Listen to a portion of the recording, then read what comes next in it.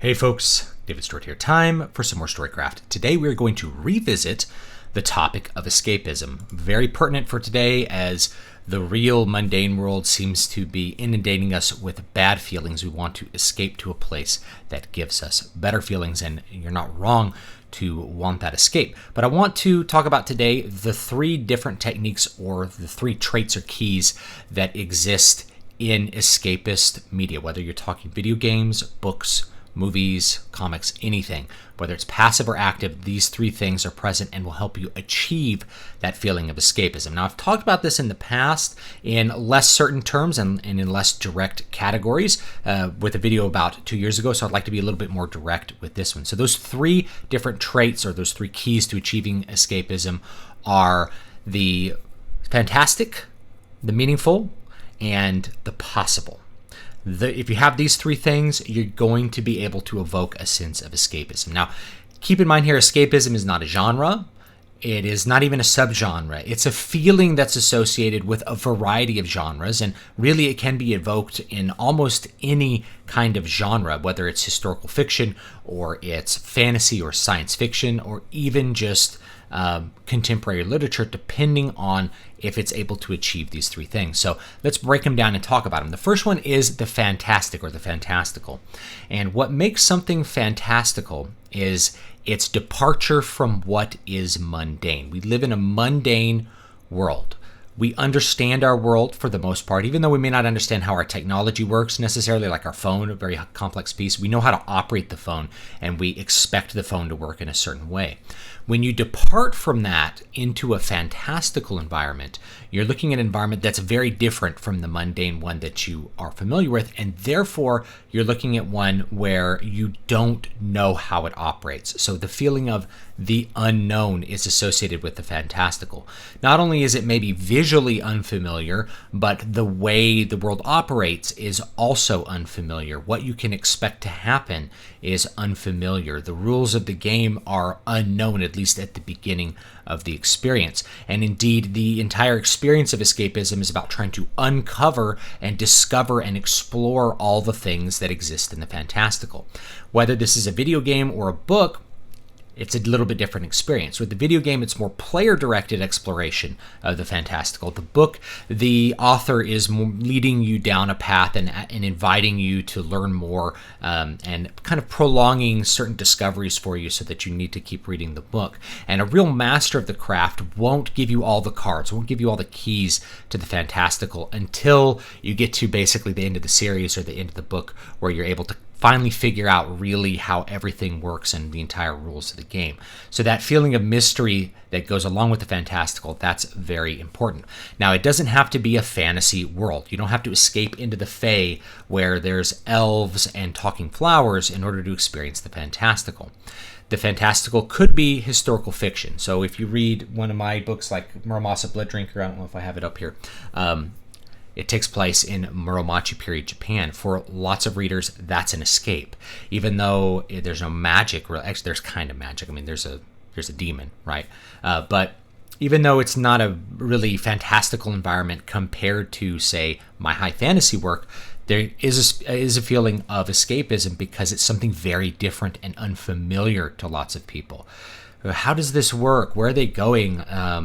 What are the rules for this for this class of people? What is this relationship between these two characters? You want to discover all of those things about the fantastical experience. So historical fiction can evoke this. You can even evoke it with a story that's set in like the 1980s. If that's a time and a place that's unfamiliar to people and then feels fantastical, then it's something that they might enjoy and escape to. So that feeling of the fantastical, that's a big one for provoking the escapism. It's not the only one though, because part of the feeling of escapism is that you are enjoying the experience of the escape.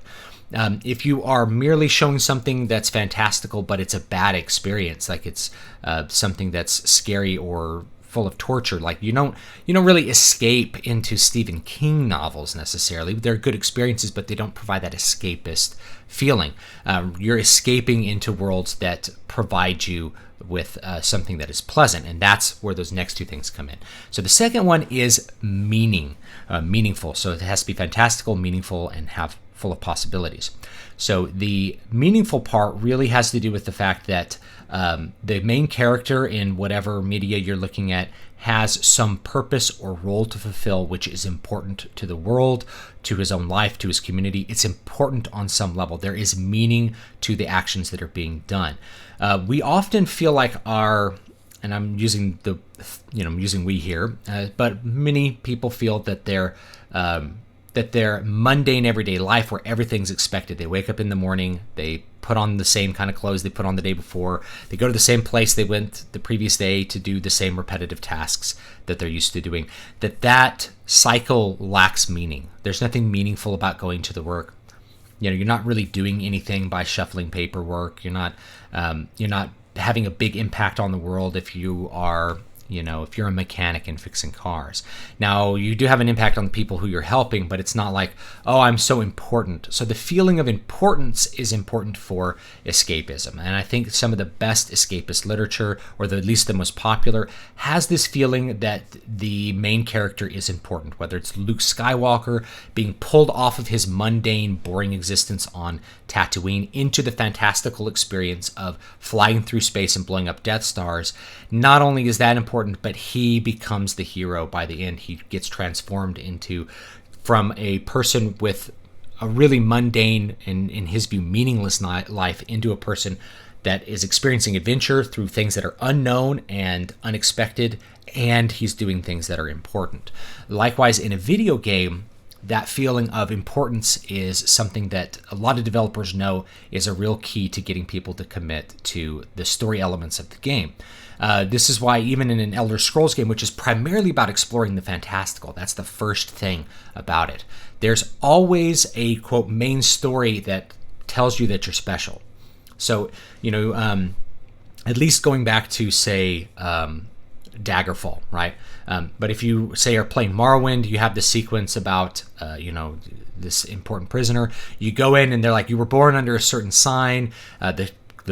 You've been appointed this task. You have to go do it. Same thing with Oblivion, where it's like, oh, I've foreseen you in my dreams. There's something about destiny with you. And you go to Skyrim, you're the Dragonborn. Even though the main quest is really not what makes the feeling of Elder Scrolls so good, it's there, and it tells you that what you're doing is meaningful and impactful.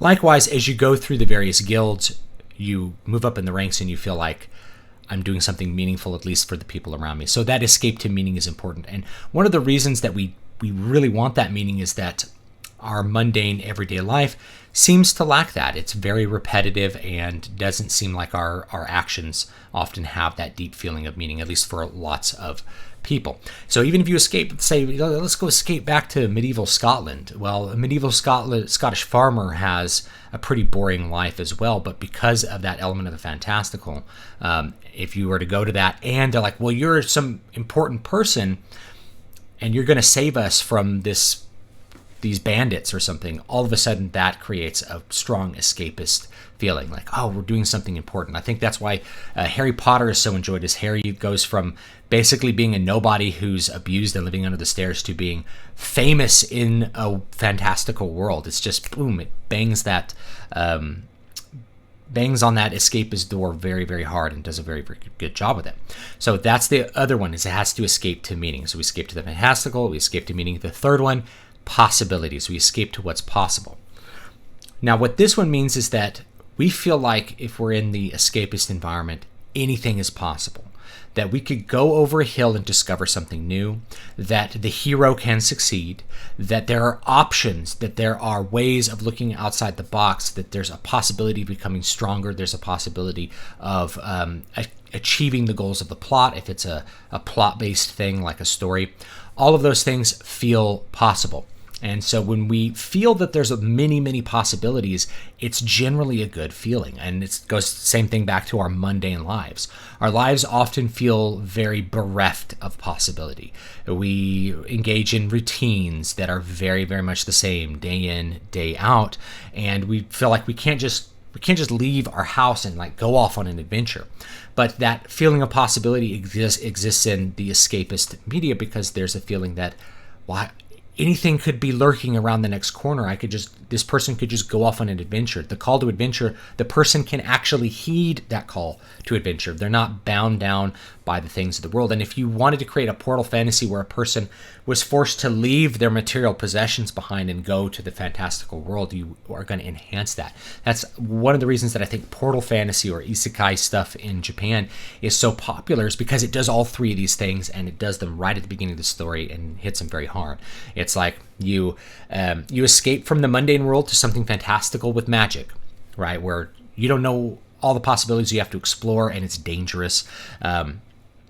You escape from a place where you really didn't have meaning in your life to a place where you're important, and then you escape from a place that your possibilities are limited. You can only do so many things, and you're very bound in by rules, to a place where you're very free to act. There's many possibilities that are open to you.